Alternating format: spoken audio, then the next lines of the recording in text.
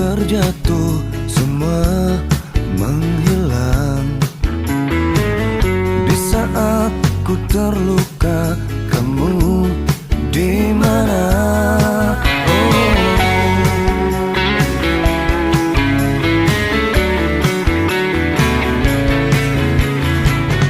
Di saat ku bahagia, semua mendekat.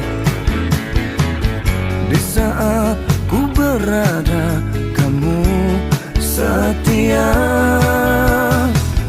Menangis-nangis sendiri, tak ada yang menemani. Ku coba bangkit sendiri, sakit pun tetap sendiri. Biarkan orang tertawa, mencaci juga menghina. Ku akan teruskan terbang, menggapai bintang.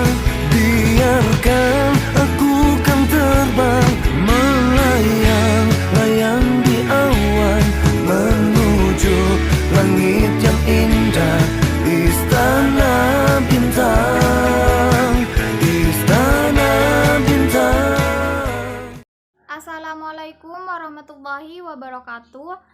Saya Norma Fajariyah. Di sini saya akan menjelaskan mengenai sejarah pembinaan anak berbakat, pengertian dan karakteristik anak berbakat. Yang pertama, sejarah pembinaan anak berbakat. Keberbakatan dari perkembangan dari abad ke abad, mulai sebelum abad ke-18 sampai abad ke-20. Pada bangsa Cina, yang dikatakan anak yang memiliki keberbakatan adalah mereka yang memiliki kemampuan luar biasa dalam membaca, kepemimpinan, imajinasi, ingatan, berpikir, dan kepekaan perseptual. Berbeda dengan bangsa Sparta, keberbakatan yang ditujukan kepada mereka yang menguasai seni tempur dan kepemimpinan militer. Kemudian pada bangsa Yunani, keberbakatan ditujukan pada orang yang memiliki penguasaan dalam membaca, menulis, berhitung, sejarah, seni, dan kebugaran fisik. Sementara itu di kerajaan Ottoman yang ada di Turki mengartikan keberbakatan ditujukan kepada orang yang paling gagah, paling pandai, dan paling terampil. Selanjutnya pengertian anak berbakat. Berbakat itu sendiri tampaknya mengalami perubahan. Pada masa lalu, berbakat diartikan sebagai orang yang mempunyai tingkat kecerdasan yang paling tinggi. Jadi dilihat dari skor yang diperoleh dari tes intelijensi. Selanjutnya, karakteristik anak berbakat. Yang pertama, belajar. Ciri-ciri dari belajar. Yang pertama, mudah menangkap pelajaran, ingatan baik, perbendaharaan, kata luas, penalaran tajam, daya konsentrasi baik. Yang kedua, kreativitas. Ciri-ciri dari kreativitas yaitu dorongan ingin tahu besar, sering mengajukan pertanyaan yang baik, memberikan banyak usulan atau gagasan terhadap suatu masalah, bebas dalam menyampaikan pendapat. Yang ketiga, motivasi. Ciri-ciri dari motivasi sendiri yaitu menghadapi tugas dengan baik, ulet dalam menghadapi kesulitan, tidak memerlukan dorongan dari luar untuk berprestasi, ingin mendalami pengetahuan yang dipelajari di dalam kelas. Yang keempat, psikososial. Ciri-ciri dari psikososial itu sendiri senang dipilih menjadi pemimpin atau ketua, disenangi oleh teman sekelas, dapat bekerja sama, percaya pada diri sendiri, mudah menyesuaikan diri terhadap situasi di sekolah. Mungkin itu saja yang dapat saya sampaikan, kurang lebihnya mohon maaf. Selanjutnya diteruskan dengan pemateri selanjutnya. Halo guys, perkenalkan nama saya Muhammad Imam Halimi yang akan melanjutkan dari pemateri sebelumnya yang akan menjelaskan tentang pendidikan anak berbakat. Kebijakan umum yang telah digariskan oleh pemerintah yaitu UU nomor 2 tahun 1989 dan GBHN pada saat ini adalah merumuskan kebijakan-kebijakan yang telah operasional yaitu di dalamnya satu, menyusun kurikulum pendidikan khusus anak berbakat. Nah, kurikulum ini berorientasikan pada pengembangan siswa menjadi manusia seutuhnya dengan mengembangkan aspek biologis, rasio sosial, dan spiritual siswa secara integratif. Nah, pada pada isi di ayat UU ini itu pemerintah itu telah menyusun setiap kurikulum untuk anak berbakat. Jadi begitu untuk mengembangkan setiap aspek-aspek agar lebih tinggi, lebih berkembang lagi. Yang kedua, mengingat anak berbakat bukan hanya anak yang unggul dari segi kecerdasan saja, tapi juga unggul dalam hal kesenian, olahraga, dan kepemimpinan. Tadi sudah dijelaskan pemateri yang pertama bahwa anak berbakat dari setiap daerah itu pasti berbeda-beda. Jadi ada yang tadi di Yunani itu berperang, di Sparta itu kemampuan fisik lah apalah seperti itu. Tapi menurut pemerintah, menurut Indonesia ini mungkin dan menurut orang-orang sekarang, ini pandangan pribadi saya, anak-anak berbakat itu bukan hanya dari hal yang spesifik seperti dia jago kesenian, dia jago olahraga, bukan seperti itu, tapi di semuanya gitu loh. Apabila ada hal yang menonjol, maka itu adalah bakatnya dia. Anak yang berbakat itu seperti itu, dia mempunyai bakat yaitu gitu. Bukan anak berbakat itu harus kesenian aja gitu, bukan. Jadi semuanya, dalam semua aspek gitu, dalam semua aspek keilmuan. Contoh bakat matematika, dia pandai berhitung, seperti itu. Yang ketiga, siswa yang direkrut bukan hanya siswa yang benar-benar berprestasi unggul, tetapi juga siswa-siswa yang berpotensi unggul. Nah, kembali lagi yang tadi, untuk menjadi anak berbakat, bukan menjadi anak berbakat. Definisi anak berbakat itu bukan hanya anak-anak yang berprestasi gitu. Jadi siswa yang memiliki potensi yang tinggi, seperti contoh dia pandai dalam bermain musik, itu juga masuk dalam anak berbakat.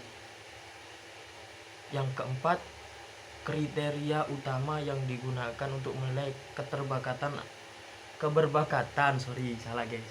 keberbakatan adalah kecerdasan dan kreativitas. Nah, ini di sini kecerdasan dan kreativitas, bagaimana kreativitas pada anak itu lebih tinggi dari anak-anak normal. Yang terakhir, penanganan atau pengelolaan anak-anak berbakat ini perlu dilakukan dengan menganut sistem desentralisasi. Pemerintah pusat lebih berperan sebagai pendorong dan pengawas, sementara penanganan operasional lebih diserahkan kepada lembaga-lembaga seperti pemerintah daerah, kemudian pemerintah desa dulu. Biasanya kan kalau contoh anak berbakat dari desa gitu kan, diurus dari desa dulu, otomatis diurus dari desa, kemudian ke kecamatan dan daerah seterusnya, seperti itu. Ya, mungkin sudah itu saja dari saya, nggak lama-lama, takut materi yang nanti. Oke, makasih. Kalau ada salah kata saya mohon maaf. Sekian, terima kasih. Bismillahirrahmanirrahim. Assalamualaikum warahmatullahi wabarakatuh. Perkenalkan, nama saya Hayya Abduri. Saya dari Prodi BKPI kelas B angkatan 2020. Oke, di sini saya akan melanjutkan dan ingin sedikit menjelaskan tentang identifikasi anak berbakat. Dalam mengidentifikasikan keberbakatan seseorang anak, Renzulli menyarankan beberapa cara. Yang pertama yaitu pendekatan psikometri. Pendekatan psikometri yaitu suatu teknik yang dapat dipakai untuk melakukan penilaian dan pengukuran aspek psikis antara lain dengan tes inteligensi, tes prestasi belajar, tes bakat dan kemampuan. Jadi dengan pengukuran yang disebutkan barusan itu kita bisa mengetahui mana anak yang mampu, yang memiliki intelijensi atau yang kurang mampu. Kemudian hal-hal yang terlihat dalam perkembangan. Identifikasi bisa dilakukan oleh guru atau orang tua yang mengamati dan mencatat adanya perkembangan yang berbeda di bidang pada umumnya. Karena lebih cepat dalam perkembangan, ada tempo perkembangan dengan akselerasi sesuai dengan keadaan dan kematangannya. Kemudian penampilan yang meliputi prestasi dan perilaku.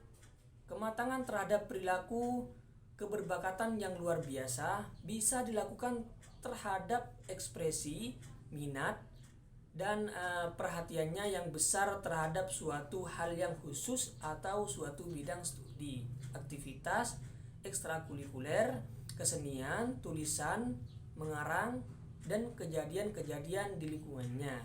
Jadi anak yang berbakat itu bisa mempunyai prestasi melalui dua hal, karena faktor lingkungan yang luar biasa dan juga faktor minat dan kemampuan dalam mengikuti bidang yang disukainya.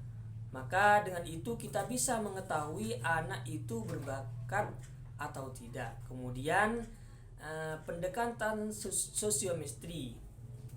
Identifikasi bakat dapat pula dilakukan melalui cara tidak formal oleh lingkungan sosial, lingkungan permainan, pergaulan, maupun organisasi yang mengamati dan menilai adanya bakat anak yang luar biasa. Dan karena itu bisa pula memperlakukan mereka secara khusus, misalnya sebagai tempat bertanya, atau kalau kapasitas kepemimpinannya menonjol bisa dimanfaatkan oleh lingkungannya. Jadi untuk mengetahui anak yang berbakat, kita juga bisa melihatnya dari faktor lingkungan sosial, lingkungan cara bermainnya, pergaulan, organisasi.